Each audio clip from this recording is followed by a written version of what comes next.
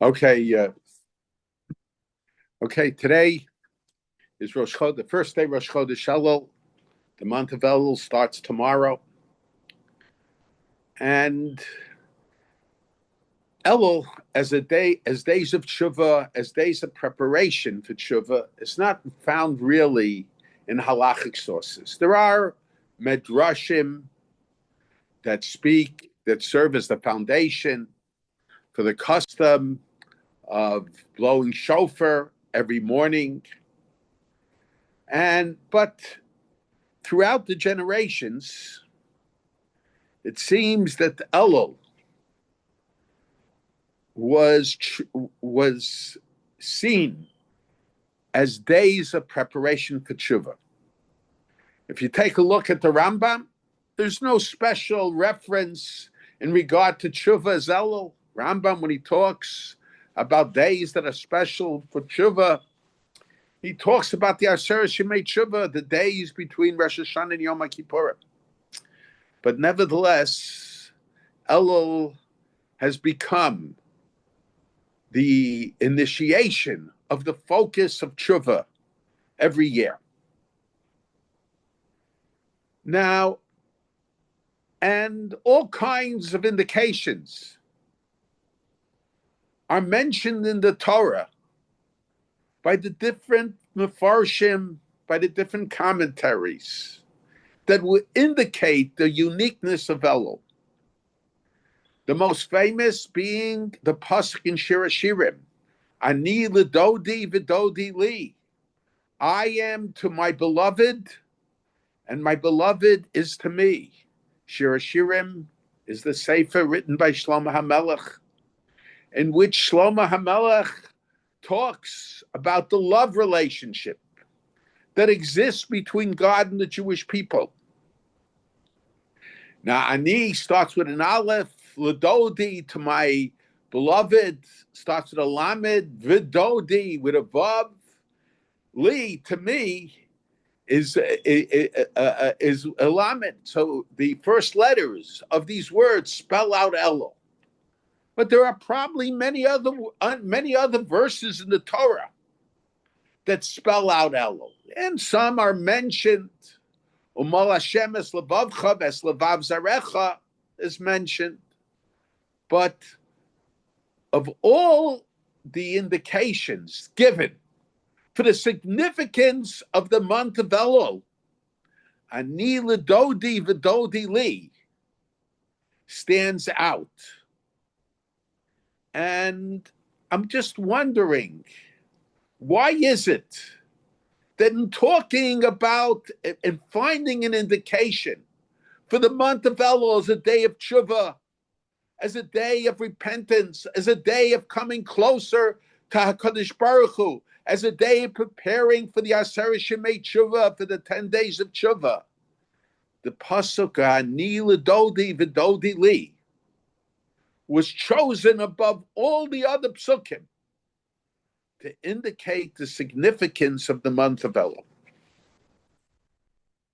Now we are now in the middle of the Shiva Nechemta, the 7 weeks between Tisha B'Av and Rosh Hashanah. And each of these days have a special haftorah. And it's interesting, there are a number of different medrashim that more or less, in explaining the order of the haftorah, there is one general theme, but the different medrashim have different details in discussing that general theme. Now, the first haftorah after Tisha B'Av is Nachmu Nachmu Ami. And the way all the medrashim say, God, so one of the medrashim, it's brought down in the name of the Psikta Rav Kahana, even though we don't have it in our text of the Psikta Rav Kahana. It's brought down a little bit to a certain degree in the Alkut Shimoni also.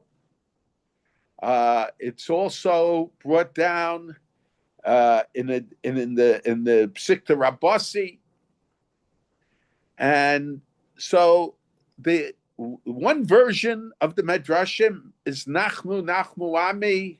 God turns to the prophets, and he tells them to go console the Jewish people.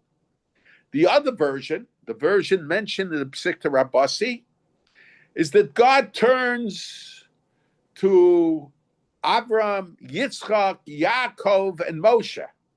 Avram, Yitzchak, and Yaakov, they represent the patriarchs. They represent the former generations. And Moshe Rabbeinu is the ultimate teacher of the Jewish people. He represents the teachers of the Jewish people. And God says to the Avos, according to one version in the Medrashim, Nachmu Nachmu Ami, this is in the Psikta Rabbasi, console my people. And then the next week, what these Medrashim, they take the first pasuk from each of the Haftorahs and they weave them together. In other words, besides the message that each Haftorah has in itself, the weaving together of the first pasuk of each of the Haftorahs has a separate message.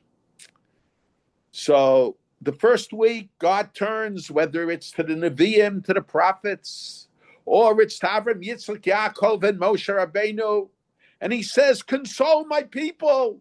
The Beis HaMikdash is destroyed. The Jewish people went to Golus. The people are despondent. Perhaps they think there is no hope anymore. And the next Haftorah starts, Vatomer Tzion azavani Hashem v'Hashem shechechani.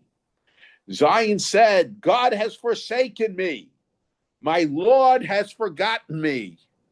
And in a sense, the Jewish people are rejecting the consolation, the nechama,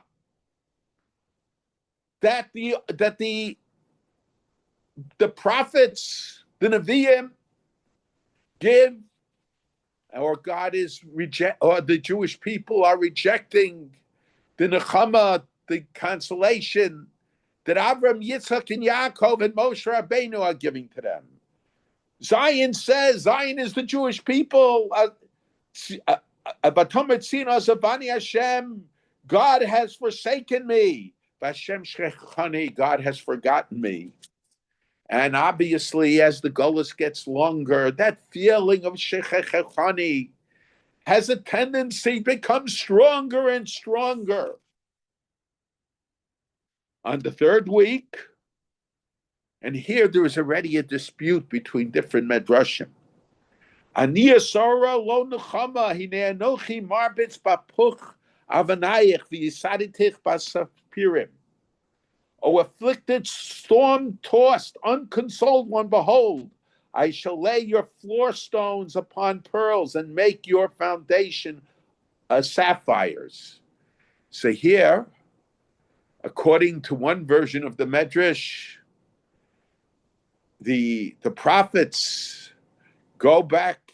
The prophets go back to God, and they say, the Jewish people have rejected our consolation, and they say, God has forgotten me. Or the way some Medrashim say, you, the prophets, who foretold about the terrible things that will overtake us, you come now to console us?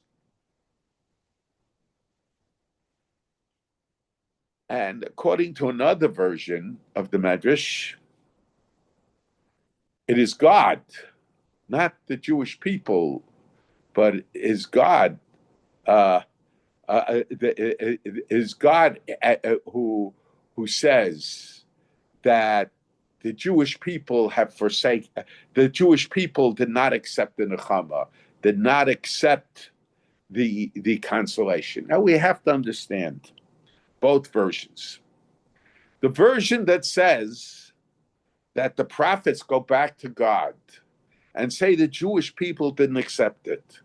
Why the consolation? Why is it important that the Jewish people go back to say that the prophets go back to say that the Jewish people did not accept our consolation? And according to the Midrashim that say God, after the Jewish people reject the consolation of the prophets, God says, of the Avos, of the patriarchs, God says the Jewish people rejected it. Then in the next Haftorah, God says, Anochi, Anochi, hu menachem. It's I and no one else. I and no one else who is consoling you. God, in the sense, so according to some Midrashim, God says to the prophets, or God says, I am consoling the Jewish people. According to some Midrashim, God says to the prophets, I have to console the people alone. The Yalkut Shimoni mentions that in that manner. Not together with you, but I have to console them alone. And to a certain degree, we have to understand what is the significance of I have to console them alone. And then, for two more Haftorahs, the Jewish people received consolation from God himself, continuing. So there are three Haftorahs of consolation where God consoles the people himself. And then in the seventh Haftorah, which is the Shabbos always before Rosh Hashanah, God says, the Jewish people say, Sosasis B'Hashem, I will rejoice intensely with God. My soul shall exalt with my God, for he has dressed me in the raiments of salvation. The Jewish people are happy. They are joyous. They recognize that God has given them kapara. God wants to be close with them.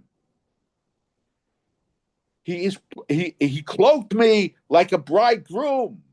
He dons priestly glory like a bride who bedecks herself in her jewelry.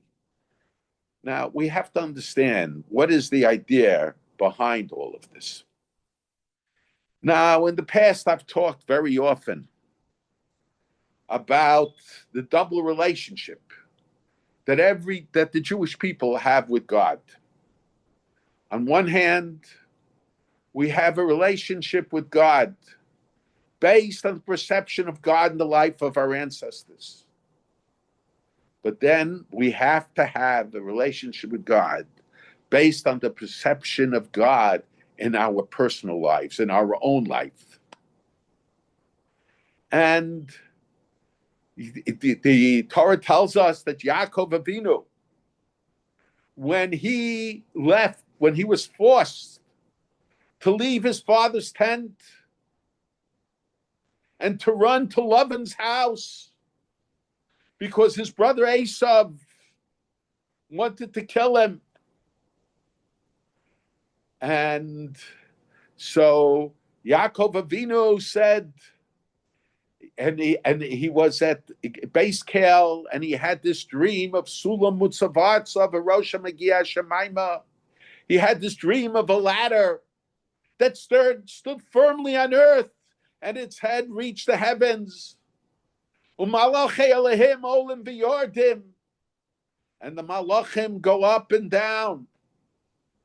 According to the Rambam, the malachim might have reference to the prophets, and then when he wakens up and he says that this place is the house of God. It's the gateway to heaven.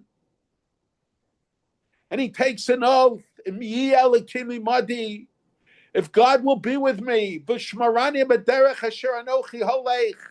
he'll watch over me on this path that I'm going, he'll give me food to eat, to beg and lilbosh, and clothes to wear, and I'll return to my father's house in peace. V'haya Hashem li le'elakim. God will be a God for me.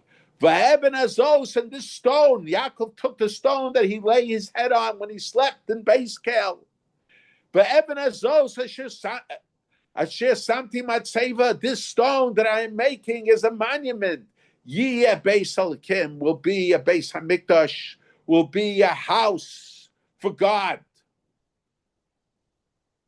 And it's very strange. First of all, Yaakov Avinu, the Bechir Avos, the chosen one of the patriarchs, he makes a deal with God. God, if you will take care of my needs, you'll give me lechem lechol, bread to eat, to beg at lilbosh, and clothes to wear. V'shavti v'sholem beisavi, v'haya Hashem li le'elokim. God will be for me a God.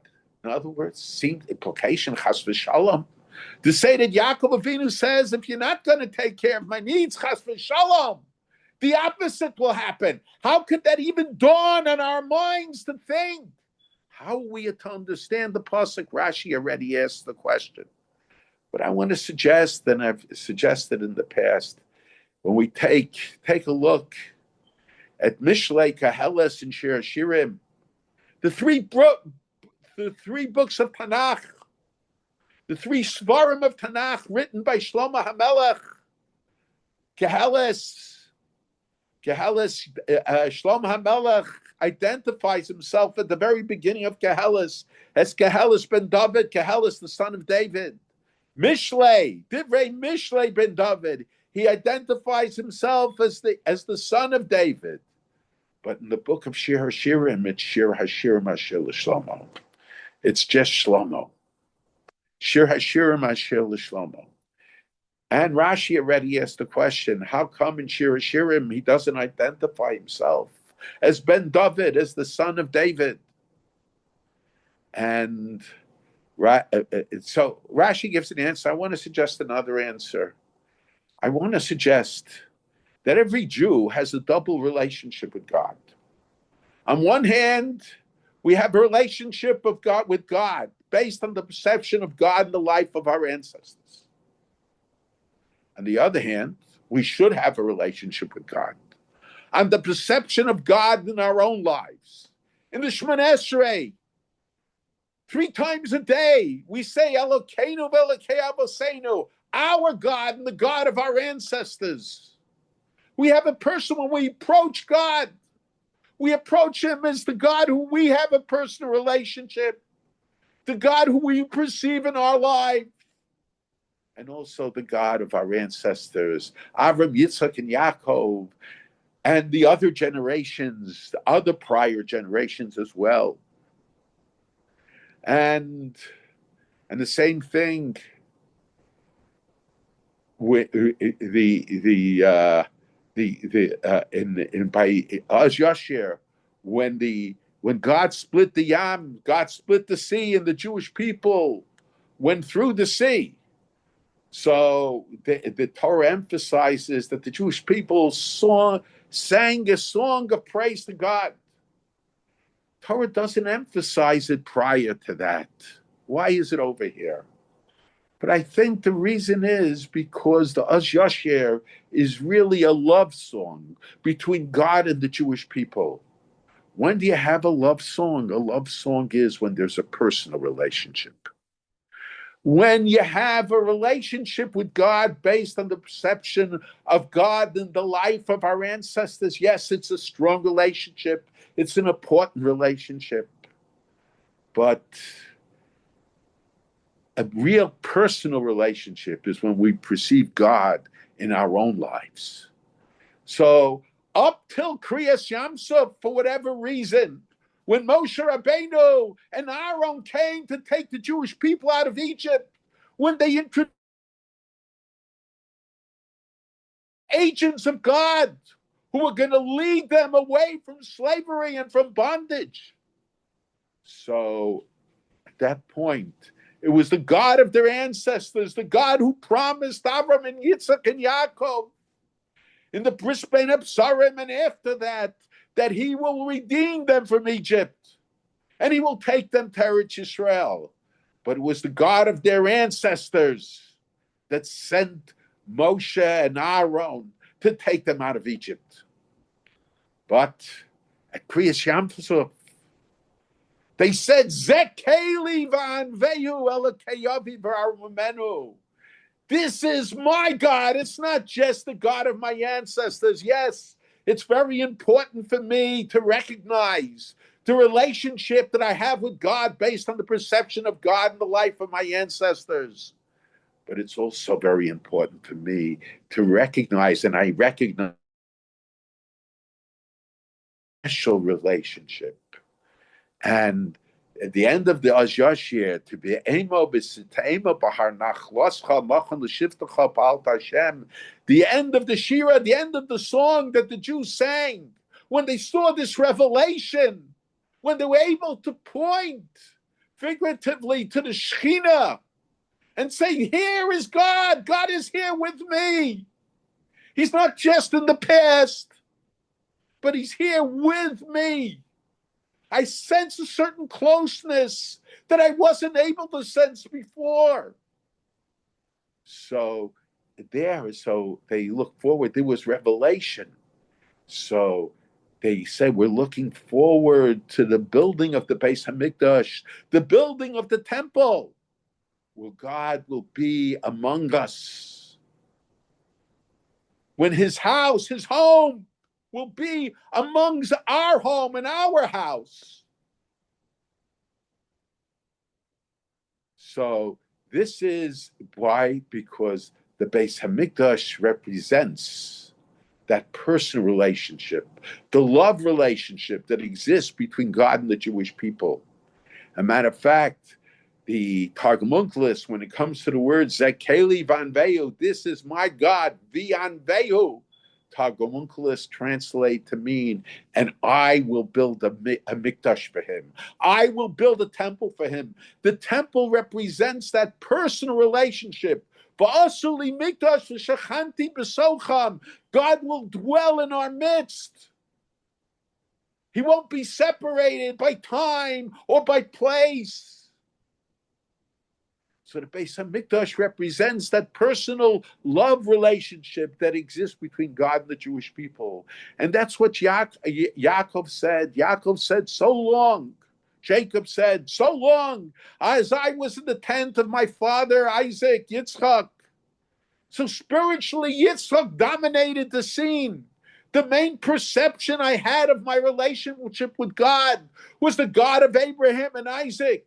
But now that I am forced to leave my father's house, I recognize it as an opportunity to strengthen my personal relationship with God. V'haya Hashem li le'elokim. God will be a God for me. I won't need special miracles, perhaps like the Jewish people needed, of Kriyas Yamsuf for the splitting of the sea. A true love relationship, the ultimate love relationship, is when you take notice of the things that everybody takes for granted, the things that are always there, the lechem lechol, the bread to eat, the clothes to wear, v'shafti b'shalom beis avi, and returning in peace to my father's house. The things that are always taken for granted, that's how I make my love relationship. Keheles, at the end of Keheles, Sof Davar, the sum total of everything Keheles tells us is fear of God. Fear of God is something that's given from father to son, from parent to child, from teacher to student. Sof Davar Hakol Nishma, so Kim Yerei Besmitzos Shmor. Isaac, when he refers, Yaakov, when he refers to, he refers to God, he refers to him as Pachad of the Yitzchak, the fear of my father Yitzchak, the one my father Yitzchak feared. It's given over from father to son. Keheles Mishlei, Divrei Mishlei David. Rashi says Divrei Musar. It's Musar, chastising, ethics. Pirkei Avos, we call the ethics of the fathers. It starts off Moshe Tibel Tarmis Sinaim Sali Yeshua Skenim, given over from generation to generation. The past generations are part of it, very much part of it. And Shma B'ni Musar Vicha, remember the Musar of of your father, the ethics, the chastising. So there, it's Kahelis ben David, Mishlei ben David, the son of David. But Shir Hashirim is the love relationship, and the love relationship, it's just me and Hakadosh Baruch Hu. It's Shir Hashirim Asher L'Shlomo. It's Shir Hashirim. It's Shir Hashirim, just God and Shlomo. In a love relationship, there is that way, and I think that's the idea here, especially according to the Psikta Rabbasi. God turns to Avram, Yitzchak, and Yaakov, the ancestors of the Jewish people. He turns to Moshe, the ultimate teacher of the Jewish people, and he says, "Be menachem, be console my people, Nachme, console my nation." But the Jewish people rejected Batom Ritzion Bani Hashem. The Jewish people reject the consolation. And then God, the Nabi goes back, or God says, Ani Asora lo nuchama. They did not accept it. Then God said, Anochi menachem. It's I who is menachem you. Just me alone. No one else is being menachem you. The question is, what's going on here? What is going on? And why does God have to play this game? Why didn't God just start off? Anochi hu menachem in the first week. But God wanted to point out to the Jewish people what brought about the Churban. Why was the Beis HaMikdash destroyed? What was the false perception that the Jewish people had that led them astray? It's not that the Jewish people didn't want a relationship with God. They wanted a relationship with God.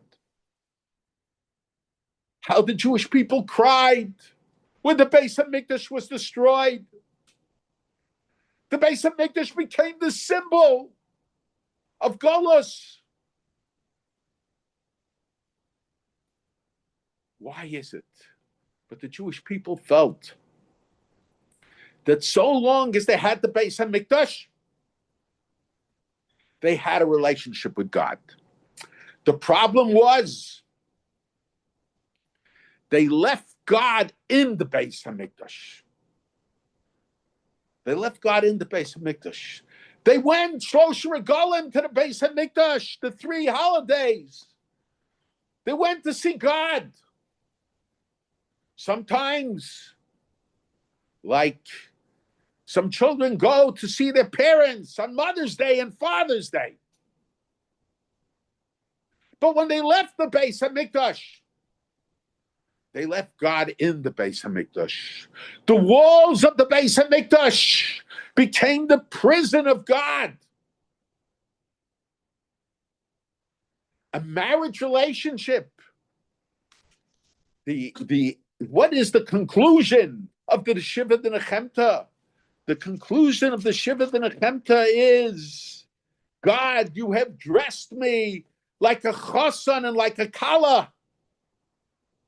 In other words, the relationship that I'm looking forward to, that I recognize that you're interested, is a marriage relationship. And a marriage relationship, you can't have a marriage relationship in the house itself. In the home itself. A marriage, yes, the home is the symbol of the marriage relationship. But to have a marriage relationship, that relationship has to go with you wherever you go, not just in the home. And that was the lesson that God was trying to give the Jewish people. And he wanted the Jewish people to realize it. If you don't have a real relationship, then God isn't part of your life. God might be part of the lives of your ancestors. God might be part of the life of your teachers, of your prophets. And you might feel a connection to God. But that does not make God part of your life. But God said, the Nachmu Ami, let the Jewish people understand what the problem was. Why did the Churban take place? And the Jewish people said, we don't want that relationship that we had before. It was our fault before. But at this point, it seems hopeless. God doesn't want to have that personal relationship with me. Ani Yisora lo nechama. Batomet Zion Azavadi Hashem, Zion said, God has forsaken me. God has forgotten me. It's the relationship we have is based on the perception of God in the life of our ancestors. He doesn't want a real personal relationship. So then, according to one medrash, God says, the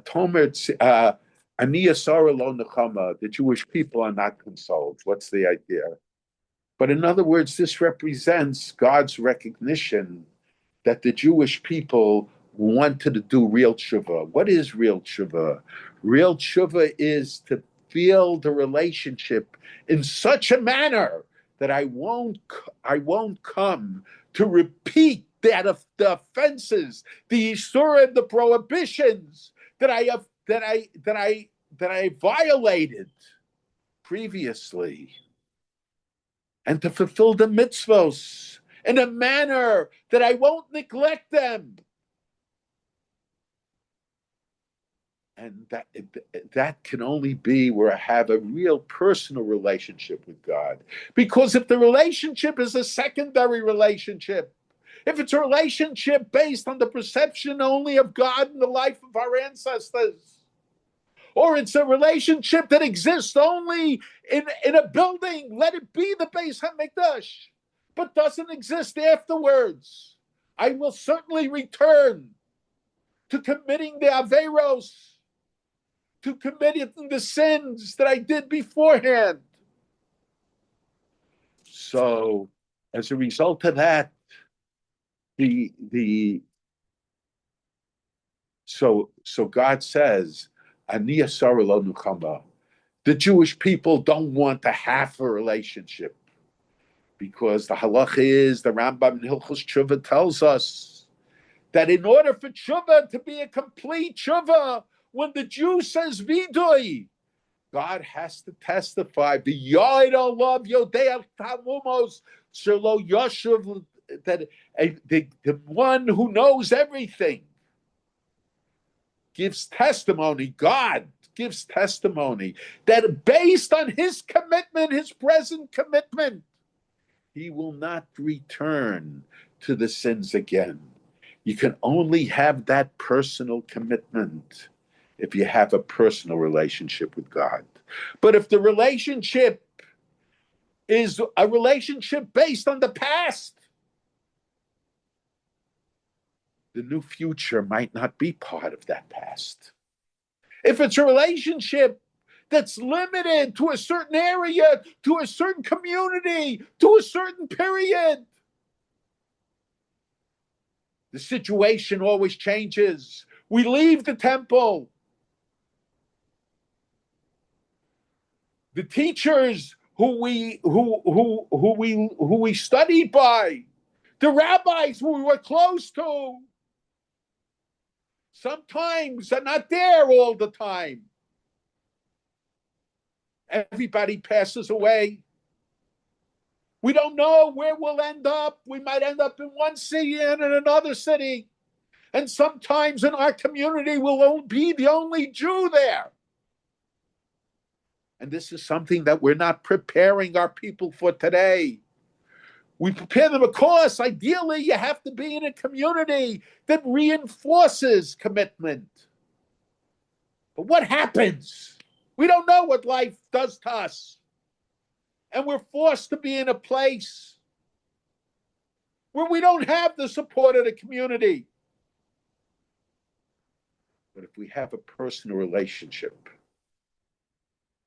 then that helps us overcome the situation, the problems of the situation we find ourselves in.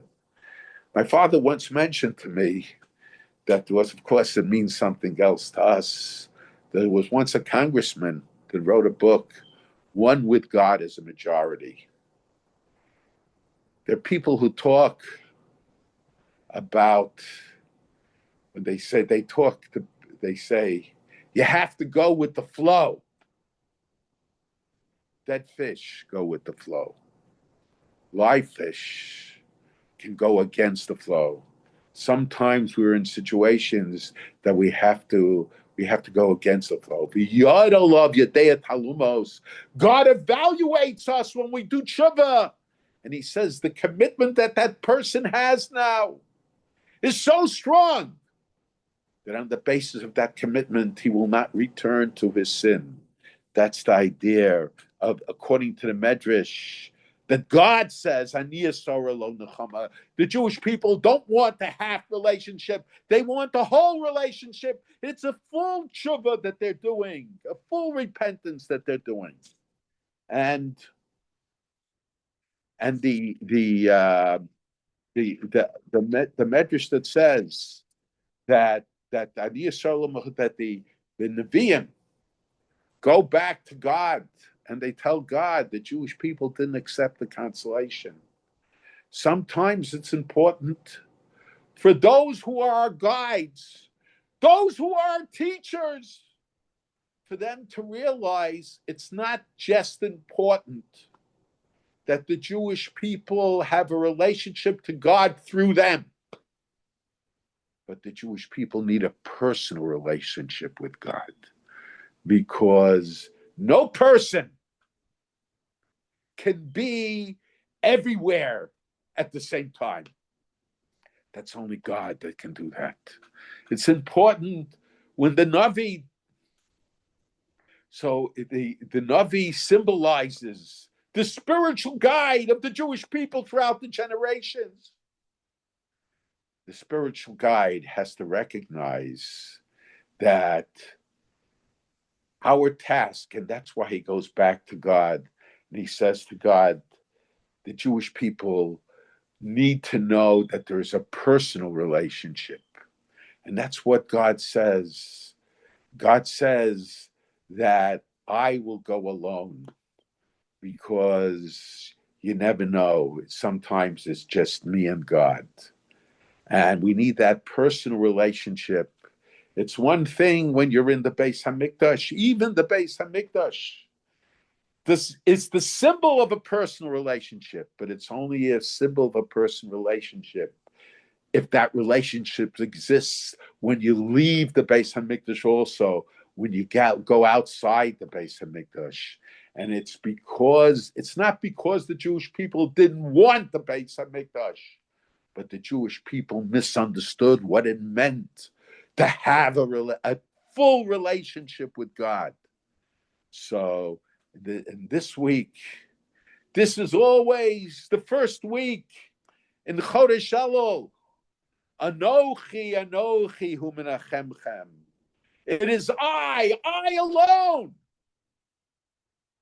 The personal relationship is not just in the Beis HaMikdash, where all Klal Yisrael comes, where all the Jewish people come during the Shloshim Regalim, where people come to serve HaKadosh Baruch Hu. But even when I have to leave the Beis HaMikdash, even when I have to go into Golos, I have to have a personal relationship with God. A marriage relationship is not limited by place. And it's the true marriage relationship when it's Anochi, Anochi. Anochi means me and no one else. HaKadosh Baruch Hu tells the Navi, I have to go alone. Because the most intense love relationship is when the relationship is one that stands firm when you're alone as well. Anochi, Anochi hu menachemchem. It is I and no one else. I. There's a strong emphasis. It's not dependent upon a community. It's not dependent upon my teachers. Yes, they help me. They are my guides. But my relationship cannot be dependent upon them. Anochi hu menachemchem. It is I. And that's and thence the Jewish people say, Sosos Bashem. I rejoice intensely with God. The seventh Haftorah, my soul shall exult in my God. Why? For he dressed me in raiment of salvation. He dressed me like a bridegroom. He adorned me with jewelry like a bride. I have a marriage relationship with God, a love relationship with God. But when does God let the Jewish people know that he has this marriage relationship with them? In the Haftorah of Anochi, Anochi hu menachemchem. It is I, God, who is menachem you, who consoles you. It's me, no one else. I stand alone. It's a love relationship, a personal relationship with God.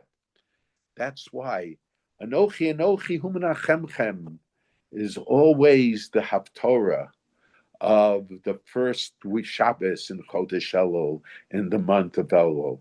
That's why, of all the remuzim, of all the hints, of all the indications that the Jewish people found for the significance of Elul, the pasuk Ani ledodi v'dodi li, I am to my beloved and my beloved is to me, was used because I know this week represents that very the recognition of the God letting the Jewish people know that he wants a personal relationship. Anochi, Anochi, it is me alone. I want that personal type of relationship with you. You don't have to be depressed. You just have to respond and say, I want that relationship also. I will be happy with that relationship as well. And you have to be determined to keep that relationship wherever it'll be, whenever it will be. Okay, I have to go, so I'm cutting the share a little short today. Okay. Bli Nether next week we'll continue to have the share. So any point you Is want there to say anyone something? who has a question? You could write it in the chat now. We'll get to it next week. So I won't end the meeting yet, but we'll thank Yeah. you.